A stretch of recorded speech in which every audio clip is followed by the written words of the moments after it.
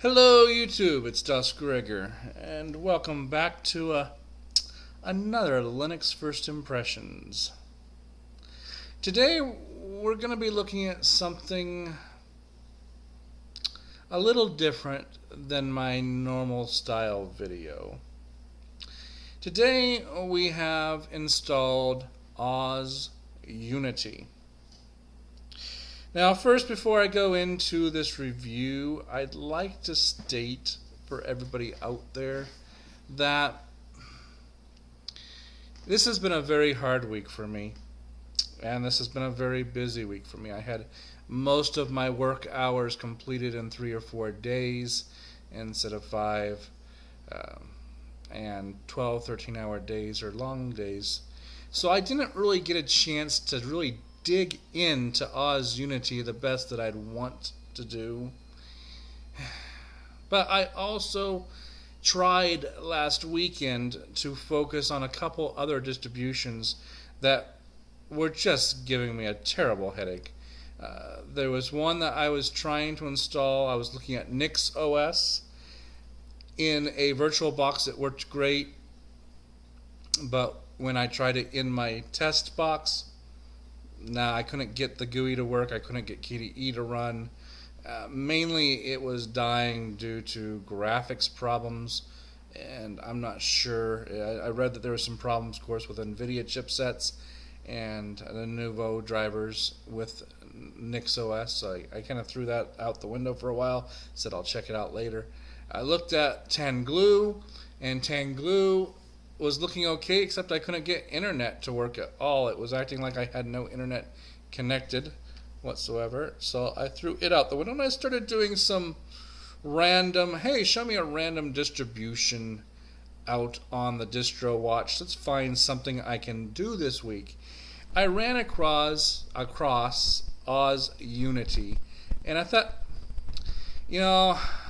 I've never been a fan of Unity in the desktop environment, but this looks interesting. Now, I did not pay attention to the point that Oz Unity has not been updated since 2012, and it is version 3 that came out in about June of 2012 has been the latest that there is.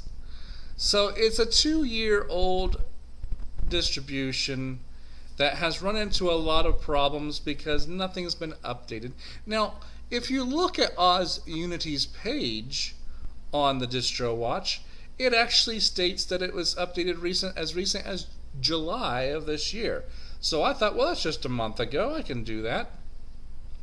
I'm not sure if they just updated the description or what they did, but they haven't updated the distro itself. But that is my caveat for this review. Take it as you like it. Let's get into it and see what we find out.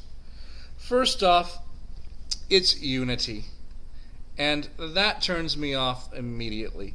Now, I know you say, well, if you don't like Unity, why did you even think to put a distribution with Unity on there? Now, I'm not the type of person that's going to throw out something just because I may not agree with what the developers or the maintainers of a desktop environment have done. I'm always curious as to see how people have taken something and made it better or increased its abilities, etc. Oz Unity, when looking at it, they stated they were trying to find a simple GUI that would work best for beginners in Linux and had all the applications and things that they would need and want. So I thought, why not try it out, see how it is. Now, as I said before, this is a 2-year-old flavor that has some problems.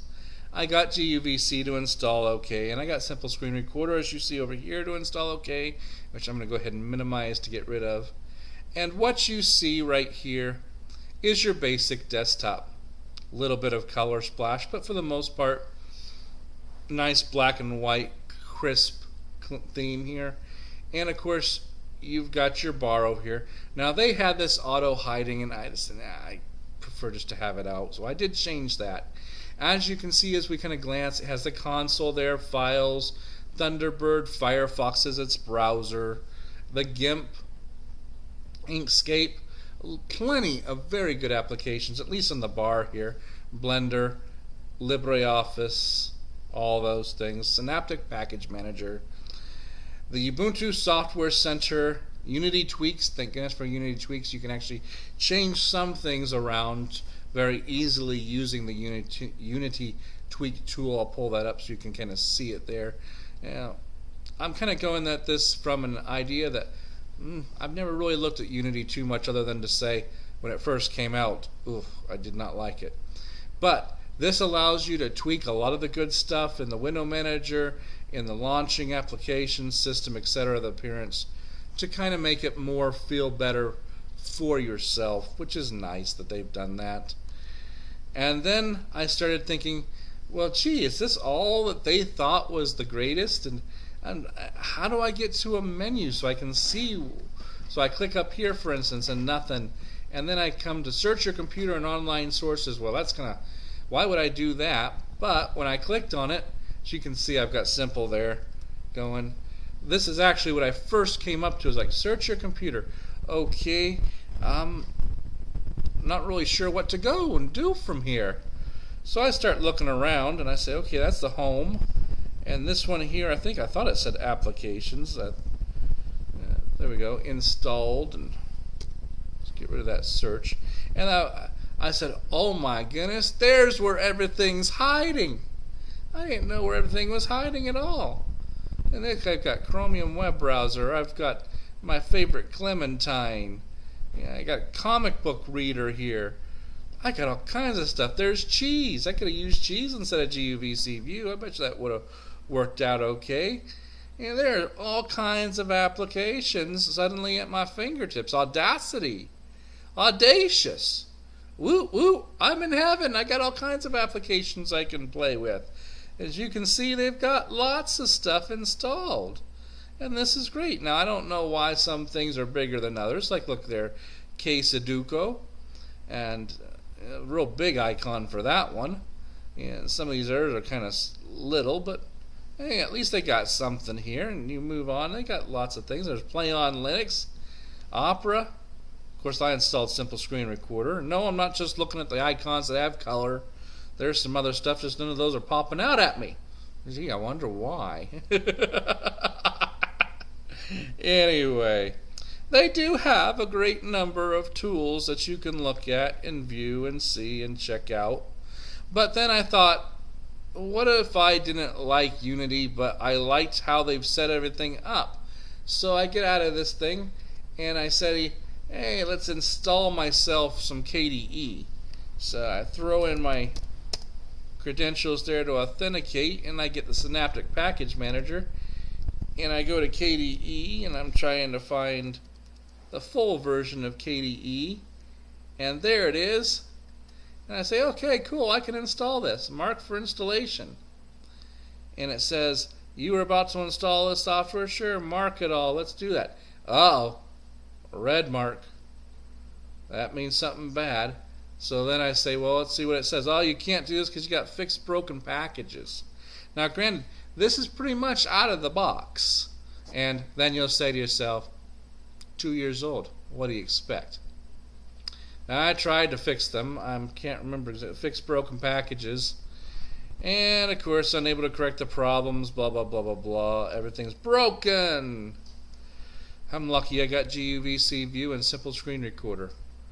So the repositories are all screwed up. I tried to do some research, so I went to my handy dandy Firefox over here, and let's just make sure that we got our network back up, because this is my laptop that has issues with the network connectivity always going away. There we go. And I went to Google, my good old friend Google, and I said, we want to look at Oz Unity, because that's what we're searching on. Let's find its website. Let's see what we can do. And as you can see, I've kind of glanced at a few different things. Okay, well, it looks like Ultimate Edition Oz and all that. So I click on it, and this is what I get. Not acceptable. An appropriate representation of the request for resources for this server has caused problems. And then I went back and I said, okay, let's try something else. Let's go to Distro Watch. Make sure we've got this. Is this active? I said to myself. Sure enough, the status says active. And then I glanced down here, and that's when I looked and paid attention. 6/1/2012. My gracious. It's a couple years old. But it says right up here, last update Thursday, 17 July 2014. So I'm thinking, well, when I looked at that, I thought it should be good. And if you click on the ISO, of course, it takes you to a nice space that works at SourceForge for downloading. So that looked all good. So I thought, okay, well, let's just see if any of these work. And sure enough, they don't work. I tried every single one of these, hoping maybe I could get to the forums. So is it really an active Linux desktop environment? I feel a little cheated because I really wanted to give you guys a good review and check all this stuff out, and come to find out this is really looking more and more like a dead distribution. So I say to myself, what can I do? I've been so busy this week, I haven't really had an opportunity to play around other than what I did last weekend trying to get an OS up and running. So I guess, tickle in my throat, I'll just go ahead and look at Oz Unity anyway. You know, they have some really good ideas here.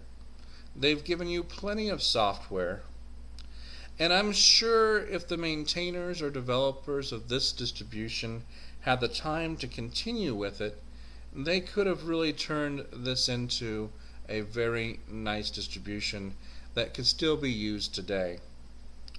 Unfortunately, though, I think that probably this is a situation, and I can't really tell you because everything I looked at online pretty much shows that it's still active and running, but it appears that maybe they have run out of time to focus on this distro.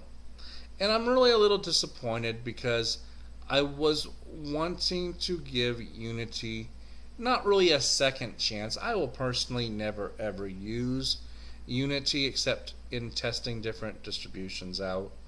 I'm still a KDE person at heart, and if not KDE, XFCE. Those are my two favorites. GNOME 3, you know, I'm not going into a rant. GNOME 3 is getting better from when I was first introduced to it. I know when KDE 4 first came out, and I've mentioned this before in other videos, that I was not impressed with KDE 4.0, but now that they've matured KDE 4, then I feel more comfortable and much happier with it. And I think the same thing has happened with GNOME 3 as well. When GNOME 3 first came out, I thought, what are they doing? They're going backwards. I really liked GNOME 2.x, I'll just say 2.x. It had a nice clean interface. It worked well. Everything I wanted to do with it, it was pretty nice. And it even seemed to work a little better than KDE. And then after I kind of got used to using it, because I did that after I got disgruntled with KDE 4, and that's the nice thing about Linux. If you don't like the direction that one package is going, you've got choices to try other things. And so I say, yeah, let's try it out. That's why I went away from the KDE desktop and went back over to GNOME for a while. And then GNOME 3 came out, and I went, oh my goodness, what is this? This is terrible. I can't stand it. I still really don't like it, but it's getting better. It's getting there. There are some flavors of Linux that have it that have done a real good job. And that's one of the reasons why I wanted to give Unity another chance, see what they've done with it. Unfortunately, this is a 2-year-old version of it. Nothing really works. It's funny, one of the tests that I do for new installs is the update test to make sure that you don't break your system when you go to do an update. I don't know how many times I've installed something, and as soon as I've done an update, it breaks it, destroys it, bricks it pretty much, and you get to start all over to see if you can make it work. This passed it. It actually had some updates. It updated them, rebooted, and everything's still working. So I thought, okay, well, it's good to go. I had a few issues getting GUVC to install. I had to kind of tweak it a little bit to make Synaptics work. Simple screen recorder, of course, just a matter of adding the repository, and that installed beautifully. That always worked really well with Ubuntu-based distributions. So, for the most part, this is still usable. It's still good. But I'm afraid that going forward, you're looking at trying a 2-year-old distro that's not going to probably get very many updates. And now, like I said, when I've tried to mess around with the repositories, I can't get anything. It's still running 13.03 and based off of Ringo or something like that. It's been so long, I haven't paid much attention to what 13.3. That's not the right option. That is the other. Let's get into semantic here. There we are. And let's see if we look at settings real quick. Bear with me for one moment while we pull this up. Or I'm sure those out you that are more familiar yelling at me, it's blah blah blah blah blah, don't you know, you dingbat. Come on. It's a thinking. It'll be here in a moment. And then we'll get the proper naming for it. If we go into other software, we'll see that it just says raring, I guess. I thought it was something else. Raring something or other. Either which way. You know, I was trying to disable as many of these as possible, except for, of course, the simple screen, because I knew those were good. Because I was trying to figure out which ones were good and which ones are bad. Because if I do an update reload, it's failing on 99 point. There you go, raring ringtail. There we go. So, anyway, I was trying to find. I figured there's got to be some servers out there somewhere that still use 13.04. Since this is a distribution out of Australia, it does point to servers in Australia right away. But I was trying main servers, I tried other servers, I was trying different things, but everything was failing for me. I did, however, get everything I needed to get working, but unfortunately I cannot recommend this for anybody looking for, go away, let me get this, I'm trying to close, semantic, there we go, yeah, quit. Anyway, like I said, I can't recommend this, unfortunately, to anybody really trying this. There are other distributions out there, of course, that do have Unity built into it as their main desktop environment. I just wanted to at least be able to give you guys something, if you were even interested in hearing what I had to say, about a distribution. And I apologize that this isn't the greatest, it isn't the best, but it's something to look at and to consider. It does make you wonder if those that manage DistroWatch shouldn't, they've got hundreds and hundreds and hundreds of distros coming through. You don't know which ones are still active and which ones not. And just because something has a good link to an ISO doesn't exactly mean that they're still active. In my opinion, if something's been 2 years old and hasn't really been touched, even though it says it was last updated in July, I think this one needs to go in the inactive status page, even though it still works. I mean, it still works with all my hardware anyway, and it's still 64-bit, so yeah, it is what it is.